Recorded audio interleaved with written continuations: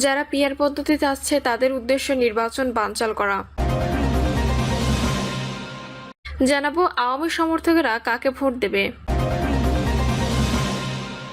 এবং সর্বশেষ জানাবো ফের লঘুচাপের আভাস, বৃষ্টি নিয়ে নতুন তথ্য দিল আবহাওয়া অফিস।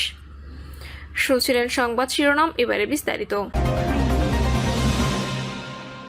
যারা পিআর পদ্ধতি চাচ্ছে তাদের উদ্দেশ্য নির্বাচন বানচাল করা।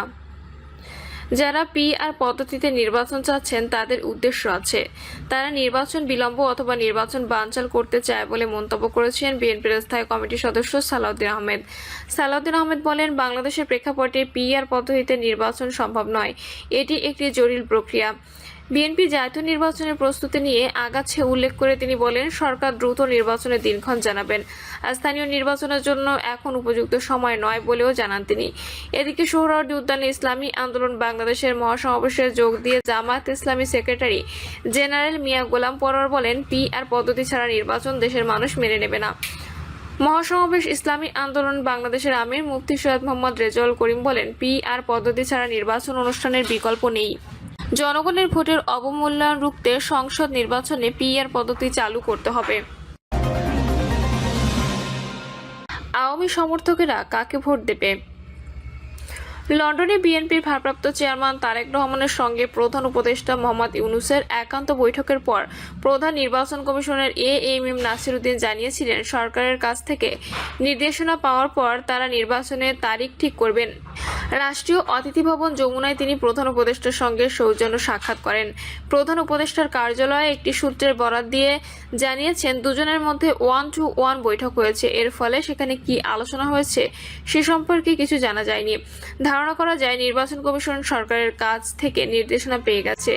এর আগে প্রধান উপদেষ্টা জাতির উদ্দেশ্যে দেওয়া ভাষণে এপ্রিলের প্রথমার্ধে নির্বাচনের ঘোষণা দিলে বিএনপি সহ বেশিরভাগ দল তার বিরোধিতা করেছিল। এদিকে আগামী জাতীয় সংসদ নির্বাচনের জন্য প্রস্তুতি নিচ্ছে নির্বাচন কমিশন।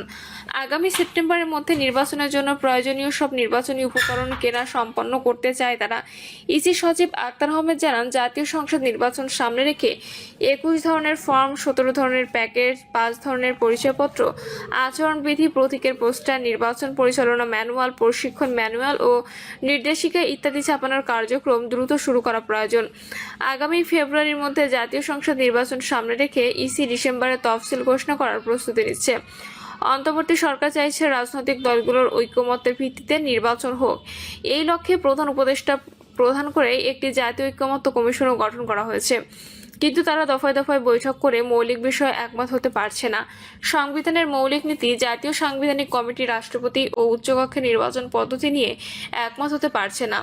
বিএনপি সংবিধান সংস্কার কমিশনের প্রস্তাব অনুযায়ী এক ব্যক্তি সর্বোচ্চ 10 বছর প্রধানমন্ত্রী পদে থাকা মেনে নিয়েছে শর্ত সাপেক্ষে। তারা বলেছে, জাতীয় সাংবিধানিক কমিটি থাকতে পারবে না।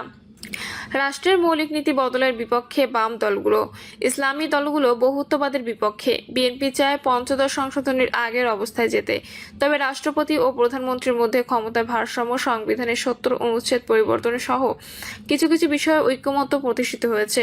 বিএনপির নেতৃত্ব মনে করে, আওয়ামী লীগের অনুপস্থিতি তারাই আওয়ামী সমর্থক ভোটারদের ভোট পাবেন, কেননা ধর্মভিত্তিক কোনো দলকে আওয়ামী লীগের সমর্থকদের ভোট দেওয়ার সম্ভাবনা কম। জয়ের সম্ভাবনা না থাকলে তারা বামপন্থী প্রার্থীকেও ভোট দিতে আগ্রহী হবেন না। নির্বাচন এলেই দেখা যাবে আওয়ামী লীগ সমর্থক ভোটাররা কার পক্ষে যান। তবে আওয়ামী লীগবিহীন আগামী নির্বাচনে আওয়ামী লীগ সমর্থক ভোটাররা জয় পরাজয়ে যে গুরুত্বপূর্ণ ভূমিকা রাখবেন সেটা হলফ করে বলা যায়।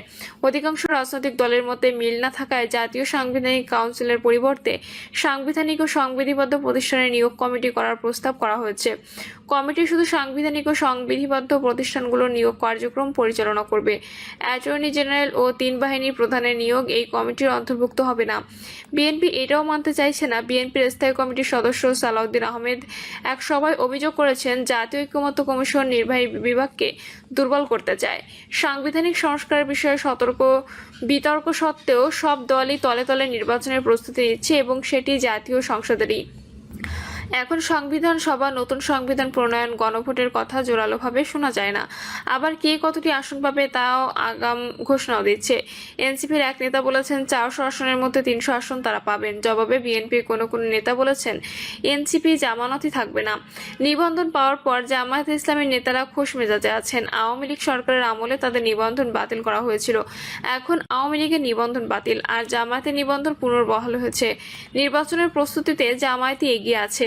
বিভিন্ন পত্রিকায় এলাকা ভিত্তিক যে চিত্র দেখা যায় তাতে বেশিরভাগ আসনে বিএনপির একাধিক প্রার্থী, বিপরীতে জামায়াতের একক প্রার্থী। একটি পত্রিকা দেখলাম জামায়াত 300 আসনের মধ্যে 296টি তাদের সম্ভাব্য প্রার্থীর নাম ঘোষণা করেছেন। বিএনপির বিপরীতে 3 শক্তি সমঝোতা শিরোনামে একটি প্রতিবেদন প্রকাশ করে।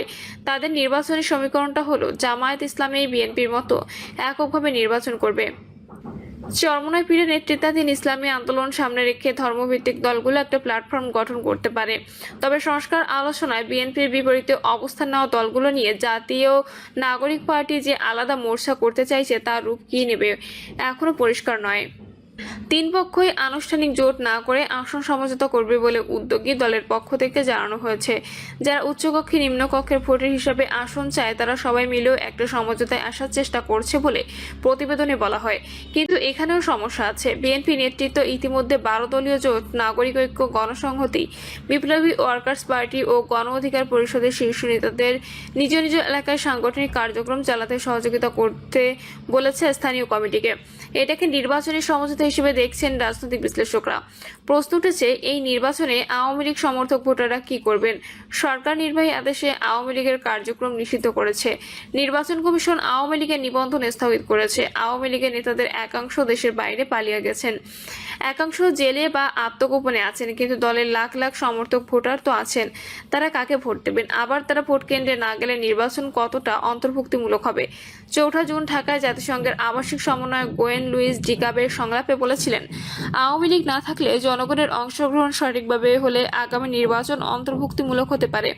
সেক্ষেত্রে আওয়ামী লীগ সমর্থকদের ভোট কেবল জয় পরাজয় নির্ধারণ করবে না, নির্বাচন অন্তর্ভুক্তিমূলক করতে গুরুত্বপূর্ণ ভূমিকা রাখবে। এখানে নির্বাচন কমিশনের চ্যালেঞ্জ হবে অধিক সংখ্যক ভোটারের উপস্থিতি নিশ্চিত করা। এখন আর 10 বা 15% ভোটারের উপস্থিতি থাকলে নির্বাচনকে জায়েজ করা যাবে বলে মনে হয় না। আর নির্বাচন প্রতিদ্বন্দ্বী দলগুলোর চ্যালেঞ্জ হলো নিজের পক্ষে আওয়ামী লীগ সমর্থকদের কাছে টানা। 1991 সাল থেকে এ পর্যন্ত যতটা প্রতিদ্বন্দ্বিতামূলক নির্বাচন হয়েছে, আসন যাই হোক, বিএনপি ও আওয়ামী লীগের ভোটের হারে খুব বেশি ফারাক নেই। 1991 সালে 30.8%, 1996 সালে 33.6%, 2001 সালে 41% ও 2008 সালে 22% ভোট পায় বিএনপি। ওই 4 নির্বাচনে আওয়ামী লীগের প্রাপ্ত ভোট ছিল 30.2%, 37.4%, 40.1% ও 49%। বিএনপি নেতৃত্বাধীন জোট 2001 সালে 47 ও 8 সালে 37.61% ভোট পেয়েছিল। বিএনপি নেতৃত্ব মনে করে আওয়ামী লীগের অনুপস্থিতিতে তারাই আওয়ামী সমর্থক ভোটারদের ভোট পাবেন, কেননা ধর্মভিত্তিক কোনো দলকে আওয়ামী লীগের সমর্থকদের ভোট দেওয়ার সম্ভাবনা কম। জয়ের সম্ভাবনা না থাকলে তারা বামপন্থী প্রার্থীকেও ভোট দিতে আগ্রহী হবেন না। নির্বাচন এলেই দেখা যাবে আওয়ামী লীগ সমর্থক ভোটাররা কার পক্ষে যান। তবে আওয়ামী লীগবিহীন আগামী নির্বাচনে আওয়ামী লীগ সমর্থক ভোটাররা জয় পরাজয়ে যে গুরুত্বপূর্ণ ভূমিকা রাখবেন সেটা হলফ করে বলা যায়। প্রিয় দর্শক, এই ছিল এখনকার সর্বশেষ সংবাদ। আপডেট সব সংবাদ পেতে চ্যানেলটি সাবস্ক্রাইব করে বেল আইকনটি ক্লিক করে রাখুন।